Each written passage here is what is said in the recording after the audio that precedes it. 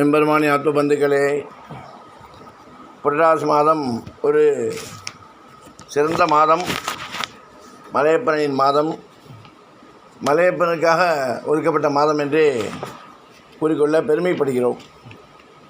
ஏழுமலையானை 7 அடுக்கு மாடிக்காரன். திருமலையில் மட்டும் பெருமாள் எப்படி தடையில்லாமல் அனுகிரகம் செய்கிறார். பொதுவாக ஜனங்களுக்குள் ஜனங்களாக இருந்தால் எல்லோரையும் ஒரு சேர பார்க்க முடியாது. கொஞ்சம் மாடியிலிருந்து பார்த்தால் தெருவில் போவரை ஒரு சேர பார்க்க முடியும்.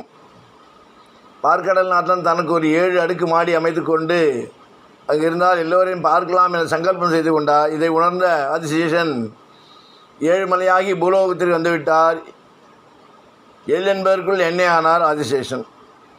கருணையை வசிக்கிற உன்னதமான இடம் தேவையாதலா திருமலையின் உச்சியில் எம்பெருமான் அர்ச்சாவதாரம் செய்து நின்றுவிட்டார். கருணையின் சிகரமாக மகாலட்சுமி ஸ்ரீராப்தியில் எம்பெருமானை பிரிந்ததும் பூலோகத்தில் தனக்கு உயர்ந்த இடத்தை தேடினால் எம்பெருமானின் திருமார்பு திருமலையை விட உயர்ந்து என அறிந்து கொண்டு அங்கு போய் அமர்ந்தாள். எம்பெருமானை தனியாக வழிபடுவதை விட தாயாருடன் சேர்ந்து வழிபடும் போது பெருமாளின் அனுகிரகம் நம்மேல் அருவி போல் கொட்டுகிறது. நம்மாழ்வார் அகலில்லேன் நிகழ்மென்று அலர்மேல் மங்கை உரைமார்பா என்று தாயாரை முன்னிட்டு சரணாதி செய்கிறார். இப்படி எம்பெருமான் மார்பிலேயே அமர்ந்துவிட்டால் நம் தாயார் எதற்கு? தன் சுகத்திற்காகவா என்றால் இல்லை, நாம் சுகப்பட வேண்டும் என்பதற்காக. அது எப்படி ஆராய்வோம். பொதுவாக ஆழ்வார்கள் திவ்ய தேசத்திலும் பெருமாளை சேவிக்கும் போது பக்தி மேம்பட்டு கொஞ்சம் மகிழ்வார்கள். ஆனால் திருமலை வந்தால் மட்டும் காதலி அழுது சரணாதி செய்து விடுகின்றனர். உதாரணமாக நம்மாழ்வார் மலையப்பனிடம் திருவேங்கடத்தானே புகழ் ஒன்றில்லா அடியேன் உன் அடிக்கீழ் அமர்ந்து புகுந்தேனே என கதறி சரணாதி செய்கிறார். இந்த மலையப்பனிடம் ஆழ்வார்கள் என்ன விசேஷத்தை பார்த்தார்கள். பொதுவாக மற்ற திவ்ய தேசங்களில் பெருமாள் ஒரு சண்டையின்று தாயார் ஒரு சண்டையிலும் இருப்பார். சில திவ்ய தேசங்களில் இருவரும் ஒரே சண்டையில் அருகே இருப்பார்கள். ஒரு தாய்க்கு தன் பிள்ளை தவறை செய்தாலும் அதை பொருட்படுத்தாது தாயுள்ளம். தந்தை அப்படி இல்லை. பெருமாள் ஒரு தகப்பனாக ஸ்தானத்தில், நீதிபதி ஸ்தானத்தில் நம்மை பார்ப்பார். இதற்கு பக்தர் ராமதாஸ் ஒரு உதாரணம். 12 வருடம் சிறையில் தள்ளப்பட்டு தினம் சவுக்கடி அனுபவித்தார். உடலில் ரத்தம் பெருக ராமர் மீது கீர்த்தனை இயற்றினார். ராமரோ ஒரு நீதிபதியாய் அவருக்கு தண்டனை அனுபவிக்கிறார் என பேசாமல் இருந்தார். கடைசியில் அவருக்கு சீதையின் நினைவர, சீதா, இந்த ராமதாஸை காப்பாற்ற வருமாறு நீயாவது உன் அருகில் இருக்கும் ராவணன் சொல்லலாமா என கதற, உடனே சீதாய் ராமனும் இனி க்ஷணம் சம்மதிக்காமல் காப்பாற்றுங்கள் என்று சொல்ல, உடனே ராமரும் ஒரு மனித உறவில் வரியை கட்டி அவரை விடுதலை செய்தார். பெருமாளை மட்டும் நான் தனியாக பிரார்த்தனை செய்தால் அவருக்கு நம் குற்றம் குறை தெரிவதால் கட்டுப்பாடு இல்லாமல் அனுகிரகிக்க தயங்குவாராம். ஸ்ரீரங்கம் உள்பட பல திவிதேச பெருமாள் கூட தாயார் அருகில் இல்லாதால் ஆழ்வார்களுக்கு கூட அனுகிரகம் செய்யாமல் இருந்தார்களாம். அனுகிரகம் குறைவில்லாமல் செய்யலாமே என மற்ற திவிதேச பெருமாளிடம் கேட்டால் இன்னும் இதயம் கனியட்டும் என்று மற்ற திவிதேச பெருமாள் எல்லோரும் சொல்வார்களாம். ஒரே பெருமாள் என்றால் அந்த தேச மகத்துவம் பொறுத்து பழகுவார்களாம். ஏனென்றால் நமக்காக சிபாரிசு செய்ய தாயார் கூட இல்லாதால் எம்பெருமான் நாம் தனியாக சேவிக்கும் போது நம் தகுதி நேர்மையை பார்ப்பாராம்.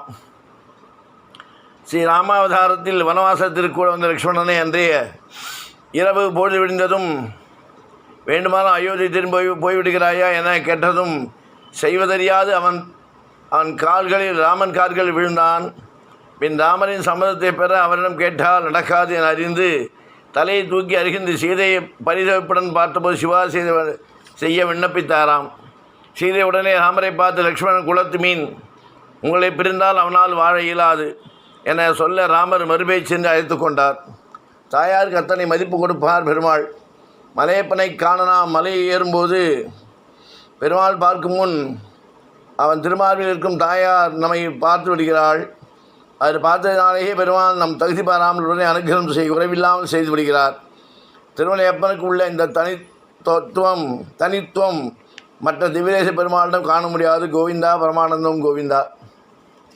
இன்னொன்று சிறப்பு என்ன சொல்லலான்னா, வடிவாயினின் வளமார்மையில் வாழ்கின்ற வங்கையம்பல்லாண்டே நாழ்வார் பாடின மாதிரி அதுவும் கரெக்டு தான்.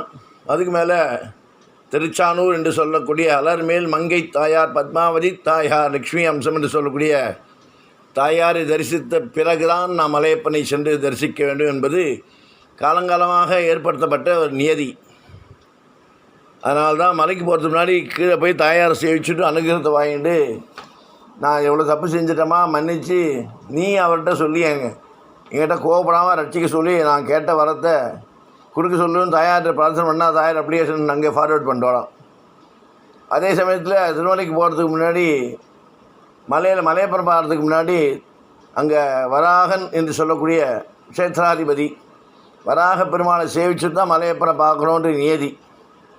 எல்லோரும் கோவிந்தா கோவிந்தா பெருமாள்கிட்ட போகிறோம், அது தப்பு இல்லை. இருந்தாலும் முதல்ல கீழே தாயார், அதுக்கு அடுத்தது க்ஷேத்ராதிபதி வராகன், வராக புஷ்கரணி, வராக க்ஷேத்திரம். அந்த க்ஷேத்திரத்தை அதிபதியான வராகனை சேவிச்சுட்டு தான் பெருமாள் சேவிக்கணுன்ற நியதி. தெரியாதவா தெரிஞ்சுட்டு நாமும் அதன்படி நடப்போம். நலமும் கிட்டும், வாழ்வில் நல்ல வாழ்க்கையும் நல்ல வாழ்வும் கிட்டும் என்று இறைவனை பிரார்த்திக்கிறோம். ஏன் புரட்டாசி மாதத்தில் வீடு குடி போகக்கூடாது? தமிழ் மாதங்களில் 6வது மாத புரட்டாசி வருகிறது. இது கன்னிராசிக்குரிய மாதமாகும். தெய்வங்களின் அருளாசியும் பித்திருக்களின் அருளாசியும் ஒருங்கிணைந்து புரட்டாசி கிடைப்பதால் இந்த மாதம் மிகுந்த முக்கியத்துவம் பெறுகிறது.